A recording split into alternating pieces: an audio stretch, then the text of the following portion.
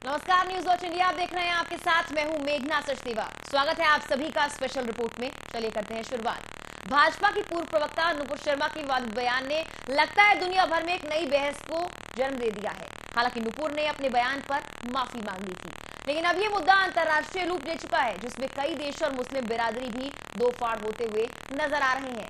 अब मुस्लिमों की एक जमात भी हदीस पर सवाल उठाने लगी है।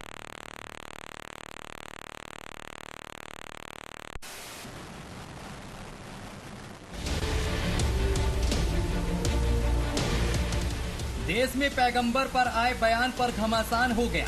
दो प्रवक्ताओं के एक बयान ने ऐसा बवाल मचाया कि बीजेपी ज्ञान व्यापी से लेकर कृष्ण जन्मभूमि तक सब कुछ भूल गई। पैगंबर पर आया बयान इतना तूल पकड़ गया कि सरकार को इस मामले पर बैकफुट पर आना पड़ा। इतना ही नहीं, कूटनीतिक स्तर पर भी भारत को कड़ा विरोध झेलना पड़ा। इसके बाद बीजेपी को न केवल विवाद को शांत करने के लिए दोनों प्रवक्ताओं को पार्टी से बाहर का रास्ता दिखाना पड़ा, बल्कि सरकार में अहम मंत्री पीयूष गोयल को सफाई देने मीडिया के सामने आना पड़ा। अब आगे ऐसा कोई विवाद नहीं हो, इसलिए बीजेपी ने प्रवक्ताओं के लिए गाइडलाइंस भी तय कर दी है। जाहिर है कि पार्टी जल्द से जल्द इस विवाद को खत्म करना चाहती है, लेकिन बड़ा सवाल ये है कि क्या इस विवाद के बाद विवादित बयान देने वाले दूसरे नेताओं के सुर बदलेंगे। दरअसल पूरा मामला आपको विस्तार से बताते हैं। हुआ ये था कि टीवी डिबेट के दौरान नुपुर शर्मा और एक ट्वीट के जरिए नवीन जिंदल ने पैगंबर मोहम्मद पर आपत्तिजनक टिप्पणी की। पहले तो उनका विरोध घरेलू स्तर पर होता रहा, लेकिन जब इस मामले ने तूल पकड़ा तो अरब देशों ने इस पर नाराजगी जतानी शुरू कर दी। इन देशों ने किया विरोध। Saudi Arab, Kuwait, Qatar, Iran, Pakistan, Afghanistan के बाद दूसरे मुस्लिम देश इंडोनेशिया और मालदीव ने इस मामले की घोर निंदा की। इसके अलावा ऑर्गेनाइजेशन ऑफ इस्लामिक कंट्रीज ने इस मामले पर आपत्ति दर्ज कराई। कई देशों ने इस मामले पर भारतीय दूतावास को तलब तक कर लिया और यही कारण रहा कि भारत को इस विरोध का सामना करने के लिए बैकफुट पर आना पड़ा। क्यों अहम है खाड़ी देश? ये तो सारी दुनिया जानती है कि अरब देशों से भारत के अच्छे कूटनीतिक रिश्ते रहे हैं। सांस्कृतिक और आर्थिक रिश्ते को देखते हुए भारत के लिए यह जरूरी हो गया कि वह इस मुद्दे को गरमाने से रोके, क्योंकि सच्चाई ये है कि खाड़ी देशों में करीब 89 लाख हिंदुस्तानी रहते हैं। वहीं दूसरी सच्चाई ये भी है कि पिछले साल इन देशों से करीब 87 अरब डॉलर आयात निर्यात भारत में हुआ। वहीं अगर भारत पेट्रोलियम और गैस की बात करें तो इसके लिए भारत खाड़ी देशों पर कहीं ज्यादा निर्भर है। करीब 60% तेल खाड़ी देशों से आता है। मजबूत रिश्तों पर कोई आंच न आए, इसलिए भारत सरकार ने यह साफ किया है कि किसी प्रवक्ता के बयान का मतलब भारत सरकार की सोच नहीं है। यही कारण रहा कि भारतीय जनता पार्टी ने इस मामले पर कार्रवाई कर मामले को शांत करने की कोशिश की है। प्रवक्ताओं के लिए बीजेपी की नई गाइडलाइन। इस बीच आगे कोई ऐसा विवाद ना हो, बीजेपी ने अपने प्रवक्ताओं के लिए नई गाइडलाइंस भी बनाई है। इसके तहत अब केवल आधिकारिक प्रवक्ता और पैनलिस्ट ही टीवी चैनलों की डिबेट में जाएंगे और इन्हें पार्टी की मीडिया सेल तय करेगा। दूसरी अहम बात, किसी भी धर्म के खिलाफ और उनके पूजनीय और प्रतीकों के बारे में विवादास्पद बातें नहीं बोलनी है। ऐसा नहीं, विवादित बयानों का ये दौर बीजेपी में पहली बार चला। नुपुर शर्मा और नवीन जिंदल के अलावा भी पार्टी के कई ऐसे नेता रहे हैं जिनके बयानों को लेकर विवाद हो चुके हैं। इनके बयान भी रहे विवादों में। इस लिस्ट में साक्षी महाराज, तेजस्वी सूर्य, गिरिराज सिंह, संजीत सोम, अनंत कुमार, प्रज्ञा ठाकुर जैसे नेताओं के नाम प्रमुख रूप से शामिल। अब देखना है कि ताजा विवाद और बीजेपी की पार्टी के अंदर नेताओं को नसीहत कितनी काम आती है। Bureau report, news watch India. पैगंबर पर आए बयान पर घमासान तो हो गया। दो प्रवक्ताओं के एक बयान ने ऐसा बवाल मचाया कि बीजेपी ज्ञानवापी से लेकर कृष्णभूमि तक सब कुछ भूल गई। पैगंबर पर आया बयान इतना तूल पकड़ता चला गया कि सरकार को इस मामले को लेकर बैकफुट पर आना ही पड़ा। इतना ही नहीं, कूटनीतिक स्तर पर भी भारत को कड़ा विरोध झेलना पड़ा, जिसके बाद बीजेपी को न केवल विवाद को शांत कराने के लिए दोनों प्रवक्ताओं को पार्टी से बाहर का रास्ता दिखाना पड़ा, बल्कि सरकार में अहम मंत्री पीयूष गोयल को सफाई देने मीडिया के सामने आना पड़ा।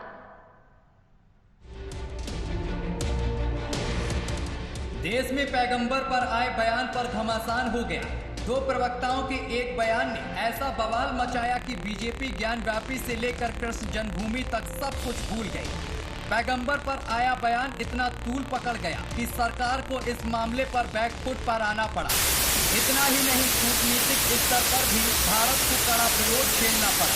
इसके बाद बीजेपी को न केवल विवाद को शांत करने के लिए दोनों प्रवक्ताओं को पार्टी से बाहर का रास्ता दिखाना पड़ा, बल्कि सरकार में अहम मंत्री पीयूष गोयल को सफाई देने मीडिया के सामने आना पड़ा। अब आगे ऐसा कोई विवाद नहीं हो, इसलिए बीजेपी ने प्रवक्ताओं के लिए गाइडलाइन तय कर दी है। जाहिर है कि पार्टी जल्द से जल्द इस विवाद को खत्म करना चाहती है, लेकिन बड़ा सवाल ये है कि क्या इस विवाद के बाद विवादित बयान देने वाले दूसरे नेताओं के सुर बदलेंगे। दरअसल पूरा मामला आपको विस्तार से बताते हैं। हुआ ये था कि टीवी डिबेट के दौरान नुपुर शर्मा और एक ट्वीट के जरिए नवीन जिंदल ने पैगंबर मोहम्मद पर आपत्तिजनक टिप्पणी की। पहले तो उनका विरोध घरेलू स्तर पर होता रहा, लेकिन जब इस मामले ने तूल पकड़ा तो अरब देशों ने इस पर नाराजगी जतानी शुरू कर दी। इन देशों ने किया विरोध। Saudi Arab, Kuwait, Qatar, Iran, Pakistan, Afghanistan के बाद दूसरे मुस्लिम देश इंडोनेशिया और मालदीव ने इस मामले की घोर निंदा की। इसके अलावा ऑर्गेनाइजेशन ऑफ इस्लामिक कंट्रीज ने इस मामले पर आपत्ति दर्ज कराई। कई देशों ने इस मामले पर भारतीय दूतावास को तलब तक कर दिया और यही कारण रहा कि भारत को इस विरोध का सामना करने के लिए बैकफुट पर आना पड़ा। क्यों अहम है खाड़ी देश?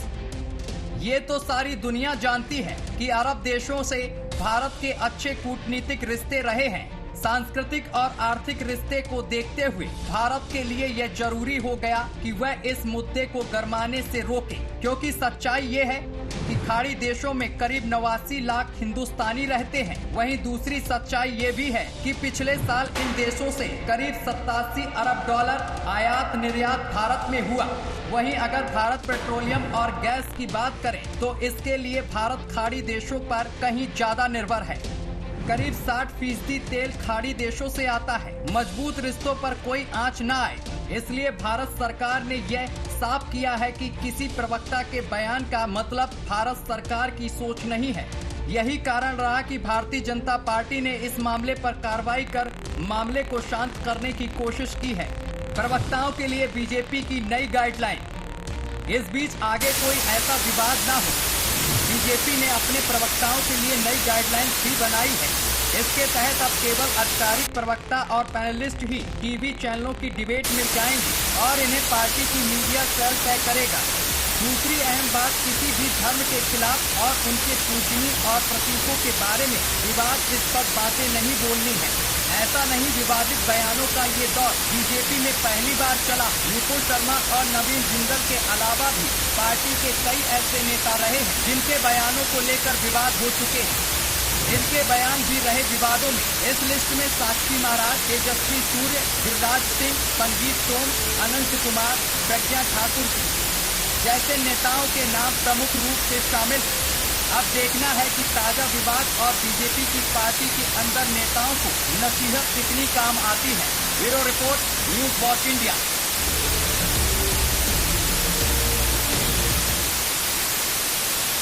भाजपा के प्रवक्ता ने पैगंबर पर टिप्पणी क्या कर दी, पूरे इस्लामिक देशों में हड़बड़ी मच गई। भारत को एंटी मुस्लिम देश बताने लगे। भारत ने भी इसका करारा जवाब दिया।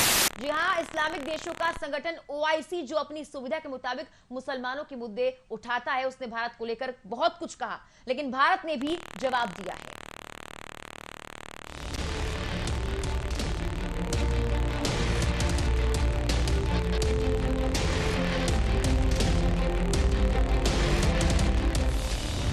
OIC की गीदड़ भक्की, भारत का करारा जवाब। कान खोलकर सुन लो पाकिस्तान, हिंदुस्तान नहीं सहेगा अपमान। चीन के सामने क्यों हो जाती है OIC की बोलती बंद? चीन में दाढ़ी, टोपी, बुर्का बैन, क्यों नहीं उठाते हो आवाज? OIC की छोटी सोच पर भारत का प्रहार। युद्ध की बात करते हो, बुद्ध पर क्यों चुप हो जाते हो? भारत के मुसलमान खुशहाल, पाकिस्तान बदहाल। बीजेपी की एक प्रवक्ता ने पैगंबर पर टिप्पणी क्या कर दी, पूरे इस्लामिक देश में खलबली मच गई। भारत को एंटी मुसलमान देश बताने लगे। भारत ने भी इसका करारा जवाब दिया है। जी हाँ, ये है इस्लामिक देशों का संगठन OIC, जो अपनी सुविधा के मुताबिक मुसलमानों के मुद्दे उठाती है। बीजेपी नेता नुपुर शर्मा की टीवी डिबेट में हुई बातचीत को कोट करके जिस प्रकार से भारत में रहने वाले कुछ देश विरोधी तत्वों ने अंतर्राष्ट्रीय स्तर पर पेश किया है, वो भी मुसलमान देशों को टैग करके ये दर्शाता है कि चंद लोग भारत की छवि को अंतर्राष्ट्रीय स्तर पर धूमिल करना चाहते हैं। और ये पहली बार नहीं हुआ है, कई बार किसी न किसी मुद्दे को लेकर हुआ है और आखिरकार इन देश विरोधी लोगों को मुंह की ही खानी पड़ी है।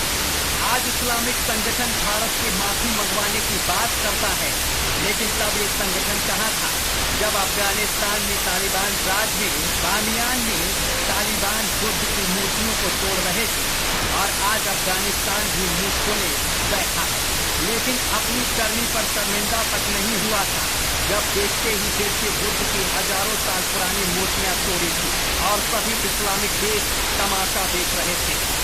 वो पाकिस्तान जहां बंटवारे के समय करीब 28% हिंदू थे, लेकिन आज सिर्फ ना के बराबर हिंदू बचे हैं। कहाँ गए वो हिंदू? क्या मार डाले गए या उनसे जबरदस्ती इस्लाम कबूल करवाया गया? वो पाकिस्तान आज भारत को नसीहत दे रहा है, यानी पाकिस्तान और अफगानिस्तान जहाँ से हिंदू का नामो निशान मिटाया गया, वो आज भारत को आंखें दिखा रहे हैं। लेकिन कान खोलकर सुन लो, इन दोनों देशों को जो आईना भारत ने दिखाया है तो मुंह में दही जमा कर बैठ गए। अल्लाह अकबर के नारे लगाकर आतंकी लोगों की गर्दनें काट देते हैं, लेकिन इस्लामिक संगठन उस पर चीन नहीं करता। चीन अपने यहाँ मुसलमानों पर तमाम प्रकार के अत्याचार करता है, सुअर का मांस खाने के लिए मजबूर करता है, बुर्का पहनने के लिए मना करता है, अरबी उर्दू नाम रखने के लिए मना करता है, अजान के लिए मना करता है, दाढ़ी रखने पर प्रतिबंध लगा दिया है। लेकिन ये तथाकथित इस्लामिक देश कुछ नहीं बोले। लेकिन भारत में किसी राजनीतिक दल की एक प्रवक्ता ने एक टिप्पणी क्या कर दी, इनको मिर्ची लग गई और भारत से माफी मंगवाने की बात करने लगे। ऐसा क्या कह दिया था प्रवक्ता ने? उसने भी तो वही बातें कही थी जो तथाकथित इस्लामिक धर्मगुरु जाकिर नायक कहता है। तो फिर जाकिर नायक पर इस्लामिक देशों का खून क्यों नहीं खौलता है? Sign says there's a hadith in Bukhari that Prophet Muhammad peace be upon him married Hazrat Aisha may Allah be pleased with her at the age of 6 and consummated the marriage at the age of 9. ये वही Islamic संगठन का देश पता है जो हिंदू देवी देवताओं की असील तस्वीर बनाने वाले IMF हुसैन को अपने यहाँ नागरिकता देता है और मान सम्मान करता है। तब इसको हिंदुओं की धार्मिक भावनाएं नहीं दिखाई देती। इस्लामिक संगठन के देशों, कान खोल कर सुन लो, ये 21वीं सदी का भारत है। ईद का जवाब पत्थर से देता है। कुछ भी बोलने से पहले या भारत को धमकाने से पहले सावधान हो जाओ, क्योंकि तुमने से कोई अमेरिका के टुकड़ों पर पल रहा है, तो कोई चीन के टुकड़ों पर, तो कोई रूस के टुकड़ों पर पल रहा है। अब धर्म की आड़ लेकर ये लोग भारत को घेरने में लगे, लेकिन ये सब भूल गए कि भारत के साथ भी कई सारे गैर इस्लामिक देश कंधे से कंधा मिलाकर इस्लामिक देशों को जवाब दे रहे हैं। इन्हीं में से नीदरलैंड के नेता रियाद विलर्स ने नुपुर शर्मा का बचाव करते हुए कहा है कि जो सच है तो उसमें भारत क्यों माफी मांगे। आगे उन्होंने कहा है कि आपको इस्लामिक देशों से घबराने की जरूरत नहीं है। अपने स्वाभिमान और स्वतंत्रता के लिए और सच बोलने के लिए हम आपके साथ हैं। आज पाकिस्तान भिखारी बना हुआ है, पेट्रोल पंप बंद है, कभी गधा बेचकर, कभी भैंस बेचकर, तो कभी चिट्टा बेचकर अपने अर्थव्यवस्था को सुधारने की कोशिश की, तब भी नहीं सुधर पाए। जिसकी भी सरकार बनती है उसका मुखिया अखंड भ्रष्ट होता है। लेकिन आज ये लोग भारत के मुसलमानों की बात कर रहे हैं। भारत की ओर से विदेश मंत्रालय के प्रवक्ता अर्जुमन वाजपेयी ने साफ कर दिया है कि इस्लामिक देशों की ये छोटी सोच है। भारत सभी धर्मों का सम्मान करता है। अब तो इस्लामिक देशों को भी ये समझ लेना चाहिए कि ये 21वीं सदी का भारत है जो अमेरिका के मना करने के बाद भी रूस से ईंधन खरीदता है और दुनिया देखती रह जाती है। Bureau report, news watch India. Nupur Sharma के विवादित बयान पर कुछ मुस्लिम देश भारत के पीछे पड़ गए, लेकिन मुस्लिम संगठन आपस में ही पूरे मुद्दे पर बटे हुए नजर आ रहे हैं। रिपोर्ट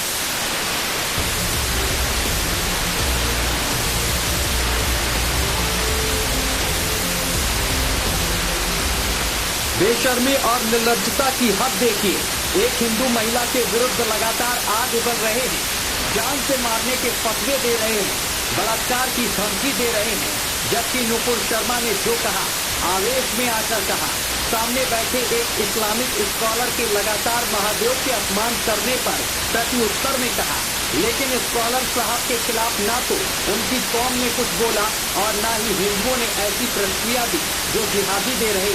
जबकि नुपुर शर्मा ने माफी भी मांगी थी और उनकी पार्टी ने उन्हें निलंबित भी कर दिया था। तो फिर इतना हो हल्ला क्यों? पूरा मुस्लिम समाज एकजुट हो गया।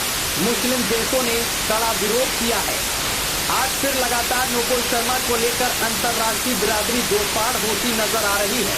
एक तरफ नुपुर के समर्थन में तो दूसरी तरफ खिलाफ। आज अंतर्राष्ट्रीय स्तर पर फिर से चर्चा हो रही है कि क्या कुरान और हदीस में लिखी बातों पर फिर से विचार किया जाए। नीदरलैंड के सांसद जियास विल्टर्स नुपुर के समर्थन में खड़े हैं। विल्टर्स का तीखा बयान सामने निकल कर आया है जो चर्चाओं में है। उन्होंने कहा है कि अरब और इस्लामिक देश पैगंबर के बारे में सच बताने पर भड़के हुए भारत क्यों माफी मांगे। विल्टर्स ने भारतीयों को सलाह दी है कि वो अपनी नेता के साथ खड़े रहकर उनका समर्थन करें। विल्टर्स के इस बयान के बाद उन्हें भी जान से मारने की धमकियां मिल रही हैं। विल्टर्स ने कहा है कि उन्हें पाकिस्तान से लेकर तुर्की तक से धमकियां मिल रही हैं, लेकिन मैं सच बोलने से नहीं रुकूंगा। नुपुर के बचाव में गुजरात के पूर्व डीजी वंजारा भी आ गए। उन्होंने कहा है कि नुपुर का बयान ऐतिहासिक और धार्मिक रूप से सत्य है, इसलिए कोई कानूनी या धार्मिक कार्रवाई नहीं हो सकती। वहीं पाकिस्तान मूल के लेखक तारिक फतेह भी नुपुर के समर्थन में आ गए।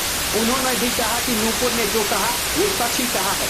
इससे मुस्लिम समाज क्यों मुंह छुपा रहा है? ताकिर ने कहा कि नाइजीरिया में एक मुसलमान ने चर्चा में लोगों को मार डाला, लेकिन उसके खिलाफ बोलने की किसी की हिम्मत नहीं हुई। पाकिस्तानी मूल के एक और लेखक और पत्रकार आरिफ अजाकिया ने भी नुपुर का समर्थन किया है। आरिफ ने कहा है कि अगर जिहादियों को गुस्सा आ रहा है तो वो हदीस की किताब को बदले, सऊदी अरब के खिलाफ प्रदर्शन करें, क्योंकि हदीस की बातें तो वहीं से आई हैं। नुपुर शर्मा के खिलाफ एक तूफान चला हुआ है। नुपुर शर्मा ने ऐसी क्या बात कर दी कि जो के मतलब जिस पे इतना गुस्सा आ रहा है। अगर आपको गुस्सा आता है इस बात पे जो नुपुर शर्मा ने की है, तो फिर आप अपनी हदीस की किताब को तब्दील करें। आप सऊदी अरब से जाके सऊदी अरब की एम्बेसी के सामने मुजाहरा करें, प्रोटेस्ट करें। और खास बात ये कि इस्लामिक स्कॉलर जाकिर नाइक खुद यही बात कहता है जो नुपुर ने कही थी। तो फिर जाकिर नाइक के खिलाफ फतवा क्यों नहीं? जबकि जाकिर तो इस्लाम का विद्वान है, उसको गहरी समझ है। आज कुछ जिहादी जान दे रहे हैं कि दूसरे के मजहब का मजाक नहीं उड़ाना चाहिए। In Bukhari, that Prophet Muhammad peace be upon him married Hazrat Aisha may Allah be pleased with her at the age of 6 and consummated the marriage at the age of 9. जब शिवलिंग का मजाक बनाया जा रहा था तब ये जिहादी ज्ञान कहाँ था? जब हिंदू देवी देवताओं की अश्लील तस्वीरें बनाई जा रही थी तब ये जिहादी ज्ञान कहाँ था? अफगानिस्तान के बामियान में भगवान बुद्ध की मूर्तियां तोड़ी जा रही थी तब जिहादी ज्ञान कहाँ था? जब एक इस्लामिक देश के नाम पूछकर कई हिंदुओं को मौत के घाट उतार दिया था तब जिहादी ज्ञान कहाँ था? जो कतर देश आज भारत को आग सिखा रहा है, इसी कतर ने हिंदू देवी देवताओं की अश्लील पेंटिंग बनाने वाले अहमद हुसैन को नागरिकता दी थी। आज तक किसी जिहादी को हुसैन की आलोचना करते नहीं देखा, न ही नागरिकता देने वाले कतर देश की।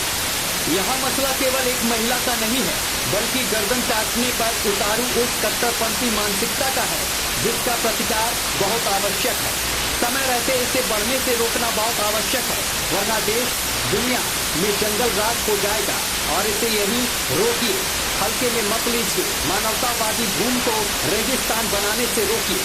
Bureau report, news watch India. वो जेल में बैठकर अपनी सत्ता चलाता है, जेल में बैठे बैठे कत्लेआम मचाता है, वो जेल में बैठकर सुपारी लेकर हत्या करवाता है। कौन के आगे बड़े बड़ों की आवाज सरक जाती है, उसको कोई भी दुश्मन नहीं मिलना चाहता। मिलता है वो अपनी जान संभाल के करता है। यही हुआ पंजाबी गायक और कांग्रेस नेता सिद्धू मूसेवाला के साथ। उसका रिएक्शन में जो लॉरेंस बिश्नोई और लॉरेंस बिश्नोई गैंग का इसमें हाथ है।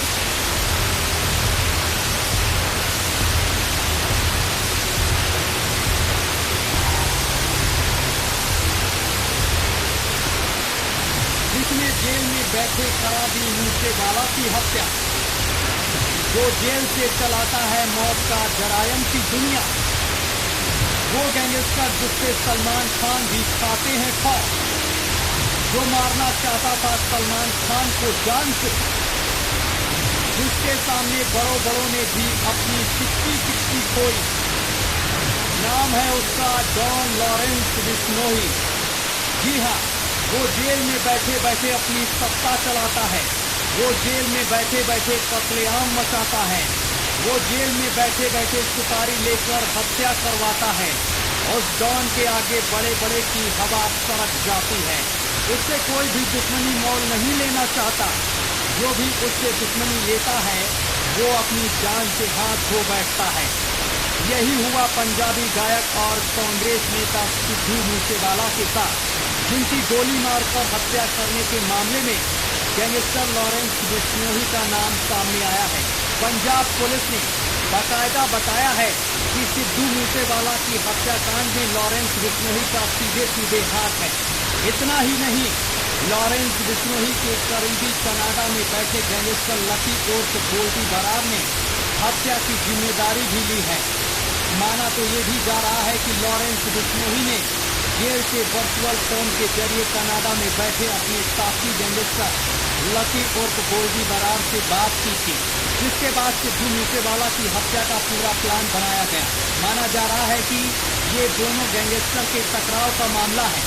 जानते हैं ये वही लॉरेंस बिश्नोई है जिसने साल 2018 में जेल में बंद होने के दौरान बॉलीवुड एक्टर सलमान खान को जान से मारने की धमकी दी थी। सलमान खान को धमकी एक बार नहीं मिली है बल्कि कई बार मिली है। बीते 5 जून को सलमान खान को एक बार फिर से धमकी भरा खत मिला है। हालांकि इसे लेकर महाराष्ट्र के गृह विभाग ने सलमान खान की सुरक्षा को बढ़ा दिया है, लेकिन खतरा अभी टला नहीं है। सलमान खान को बिश्नोई क्यों मारना चाहता है?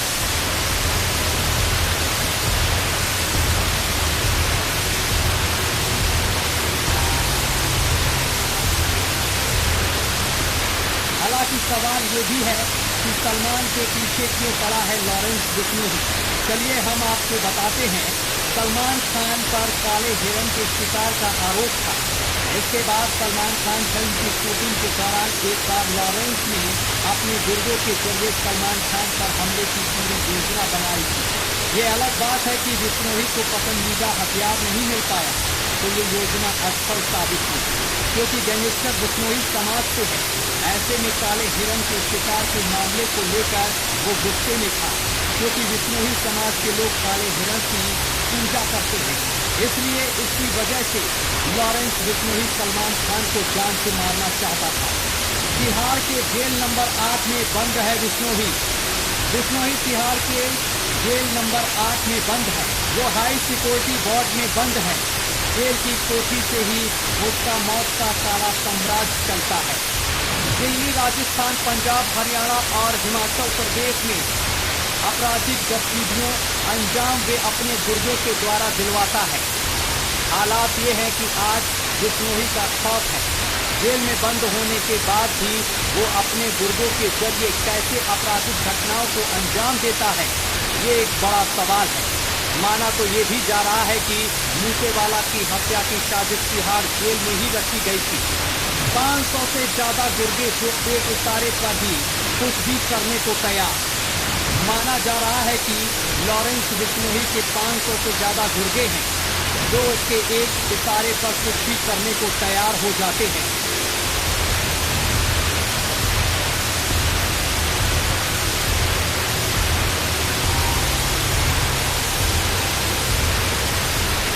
दिन पहले गैंगस्टर काला जखेड़ी से हाथ मिलाया था। दोनों के एक हो जाने के बाद उनके गैंग के गुर्दों की संख्या 700 के पार पहुंच गई। ये गुर्दे बिश्नोई के इशारे पर कुश्ती करने को तैयार रहते हैं। बिश्नोई ने गैंग का जाल पूरे भारत में फैलाया है। रंगदारी से लेकर हत्या के लिए शिकारी तक इस गैंग के काम है। लॉरेंस बिश्नोई के 500 से ज्यादा गुर्दे हैं। देश में सबसे बड़े गैंगस्टर में शुमार जेल में बंद रहने के बाद भी व्हाट्सएप के जरिए शिकारी लेकर जेल से ही हत्या जैसे संगीन जुर्म को अंजाम देता है। इसका कबूलनामा भी वो अपने फेसबुक अकाउंट से कर देता है। पूरे देश में पहले गैंग में करीब 600 शार्पशूटर। बताया जाता है कि लॉरेंस बिश्नोई के गैंग में करीब 600 कुख्यात शार्पशूटर हैं। इस गैंग का नेटवर्क पूरे देश में फैला है। कांस्टेबल का लड़का जुर्म की दुनिया में ऐसे आया बिश्नोई। पंजाब के फिरोजपुर में 12 फरवरी 1993 में जन्मे बिश्नोई ने कॉलेज के दौरान ही अपने आपराधिक रंग दिखाने शुरू कर दिए थे। खाते पीते घर में पले बड़े बिश्नोई के पिता पंजाब पुलिस में कांस्टेबल रहे हैं। बिश्नोई ने 2013 में पंजाब यूनिवर्सिटी से LLB की पढ़ाई पूरी की थी और इसी दौरान उसने स्टूडेंट यूनियन ज्वाइन किया था और वहाँ उसकी मुलाकात गोल्डी बरार से होती है।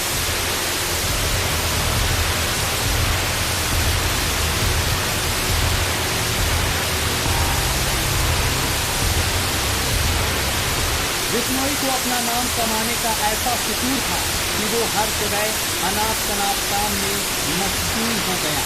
फिर क्या था, जैसे फिल्मों में होता है, एक बिगड़ा युवा को जब एक बड़ा डॉन मिल जाता है तो अपराध की दुनिया का बादशाह बनने की चाहत में लगातार हर उस काम में डुबकी लगाता है जिससे उसे नाम मिले।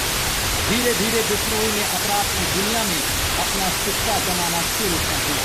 आज उत्तर भारत का वो बहुत बड़ा डॉन बन चुका है जिसके विरोधी उसके डर से कांपते हैं, जो जेल से अपनी सम्राट को बड़ा आराम से चलाता है। Bureau report, news watch India.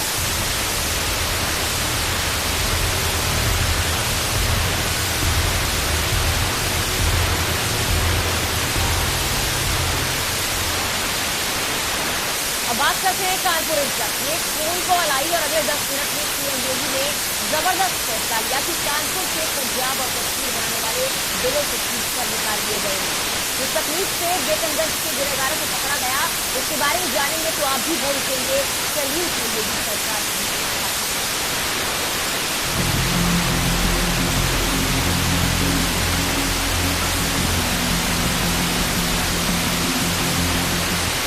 एक फोन कॉल और अगले 10 मिनट में सीएम योगी ने लिया ऐसा जबरदस्त फैसला, कानपुर को पंजाब और कश्मीर बनाने वाले बिलों से खींच कर बाहर निकाल दिए गए।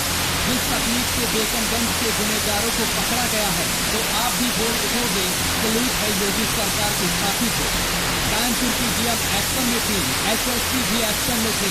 योगी तक खबर गई और एक आदेश आया और फौरन लखनऊ से चल पड़ा एक वाकल ऑफिसर। ये सब कुछ इतना तेज हो रहा था कि किसी को खबर तक नहीं लगी। कानपुर के असली मास्टरमाइंड यूट्यूब चैनल चलाते थे, बैठे थे लखनऊ में, लेकिन कानपुर में ईंट फेंकने वालों को ऑपरेट कर रहे थे। उन्हें लगा चलो बच जाएंगे, तभी योगी के धाकड़ ऑफिसर की एंट्री हुई और फिर गजब हो गया। दीवारों पर दंगाइयों के पोस्टर चस्पा कर दिए गए। लगातार पुलिस की दबिश शुरू हुई। देखते ही देखते दंगाइयों ने सरेंडर करना शुरू कर दिया। कई लोगों को गिरफ्तार किया गया। प्रिंटिंग प्रेस वालों के साथ अयाज की पत्नी के खिलाफ भी पुलिस ने सबूत तलाश ली। ये सब इसलिए हुआ कि कानपुर में योगी का एक धाकड़ ऑफिसर की एंट्री जो हुई। खुद आए थे और 20 पोस्टर केवल छपवाए थे, 2 के मात्र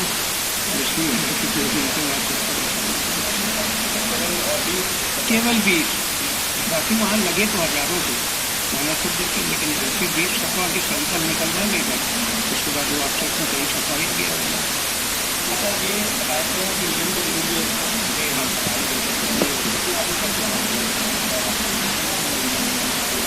रात में 9:30 बजे की बात है जब ऑफिस क्लोज हो रहा था, तब वो हम थे नहीं, ऑपरेटर ने स्टार्ट किया। हम लोग क्या तो कर लगे जी पोस्टर तक ले गए फर्स्ट पहली 9:30 बजे रात को 9 बजे उन्होंने ऑफिस बनाया अकेले। उस ऑफिसर ने फांसी के संसाधनों का इतना जबरदस्त इस्तेमाल किया कि गुनहगारों की सारी चालाकी पिताजी की पॉकेट में चली गई। उस अधिकारी ने जिस टेक्निक का प्रयोग किया वो बहुत ही सामान्य है, लेकिन ज्यादातर मामलों में यूपी पुलिस के कई अधिकारी उसका सही इस्तेमाल नहीं कर पाते हैं। अगले 3 मिनट में आपको यही समझाने वाले हैं कि योगी को जैसे ही बेकनगंज की खबर मिली, अगर उनके अगले 10 मिनट में वो एक्शन नहीं लेते तो कानपुर की तस्वीर अलग हो जाती। लेकिन योगी सरकार का मतलब ही जीरो टॉलरेंस, यानी यहाँ बचने का कोई दूसरा रास्ता नहीं। जैसा करोगे वैसा भरना ही पड़ेगा और फौरन भरना पड़ेगा। योगी आदित्यनाथ को दोपहर में खबर पहुंची। योगी ने फौरन पुलिस मुख्यालय के एक बड़े अधिकारी को फोन मिलाया। फिर अगले आधे घंटे में फैसला ले लिया गया। कानपुर मामले की जांच के लिए लखनऊ से एनकाउंटर स्पेशलिस्ट अजय पाल शर्मा को भेजा था। 3 जून की रात को अजय पाल शर्मा कानपुर पहुंचे और रात में ही ऑफिसरों के साथ बैठक शुरू करते हैं। शुक्रवार सुबह से लेकर शनिवार शाम तक इलाके का भ्रमण करते रहे। देर रात तक उनकी मॉनिटरिंग में ही आरोपियों के खिलाफ एक ऑपरेशन शुरू किया गया। अजय पाल शर्मा ने सबसे पहले ह्यूमन इंटेलिजेंस को एक्टिव किया। उसके चंद घंटे के बाद ही परिणाम योगी सरकार की टेबल पर था। बेकनगंज दंगे का एक आरोपी जावेद अहमद यूट्यूब चैनल चलाता था और लखनऊ के हजरतगंज में उसका ऑफिस था। इस ऑफिस में सारे बेकनगंज के आरोपी छुपे हुए थे। हयात जफर हाशमी जो कि मुख्य साजिश करता था, जावेद अहमद खान, मोहम्मद आहिर और मोहम्मद शोकिया, इसके जरिए बाकी कई आरोपियों की पहचान हुई। कानपुर के बेकनगंज मामले के बाद डीएम एक्शन में थी और एसएसपी भी एक्शन में थे, लेकिन योगी सरकार मान चुके थे कि इस मामले की जांच के लिए किसी एक्सपर्ट की जरूरत है। एक्सपर्ट भी ऐसा जो चुटकियों में इंसानी दिमाग को पढ़े। यहाँ इंसानी दिमाग पढ़ने का मतलब ये नहीं है कि दिमाग में क्या चल रहा है, बल्कि उसे कोई पहले ही जान जाए कि अपराधी की मॉडल ऑपरेंडी क्या है। अब आपको ये भी समझाना पड़ेगा कि जिस तकनीक यानी ह्यूमन इंटेलिजेंस का इस्तेमाल हुआ, आखिर वो क्या है। क्या है ह्यूमन इंटेलिजेंस? ह्यूमन इंटेलिजेंस को आप सुपर जीनियस भी कर सकते हैं। खाकी की भाषा में उसे मुखबिर भी कहा जा सकता है। इसमें अधिकारी अपने विवेक और अनुभवों का इस्तेमाल करते हैं। इसमें किसी अपराध के मॉडस ऑपरेंडी का पता लगाया जाता है, फिर इसके आधार पर तय किया जाता है कि अपराधी किस हद तक सोच रहा होगा। उस अपराधी के आसपास रहने वाले लोगों के बारे में भी पता लगाया जाता है। उसकी साइकोलॉजी रीड की जाती है। ऐसे लोगों को पुलिस अपना मुखबिर बनाती है जो उस अपराधी के आसपास रहते हैं, फिर उससे सारी जानकारी निकलवाती है। अनुभवों के आधार पर एक डेटा तैयार किया जाता है और फिर उसे अपराधी को पकड़ने के लिए इस्तेमाल किया जाता है। वैसे ह्यूमन इंटेलिजेंस ज्यादातर मामलों में सटीक साबित होते हैं। दरअसल अजय पाल शर्मा 2011 बैच के IPS अधिकारी हैं। 2012 में UPS को ट्रेनिंग में पहला मौका कानपुर में ही मिला। कानपुर के गोविंद नगर स्टेशन के पास अटैच किया गया। कानपुर में अपने व्यवहार कुशलता के अच्छे संपर्क बनाए और बेकनगंज के मामले में उसी कॉप पैकेज में अपना काम कर दिखाया। इसलिए योगी सरकार ने बड़ा सोच समझकर अजय पाल शर्मा को कानपुर भेजा था। योगी सरकार के भाकड़ ऑफिसर की जाबाजी, सोच और फौरन रिसर्च देने की क्षमता और स्टाइल पर आपका क्या कहना है? कमेंट बॉक्स में जरूर लिखें। Bureau report, news watch India. और फिलहाल में सफल वोट में इतना ही।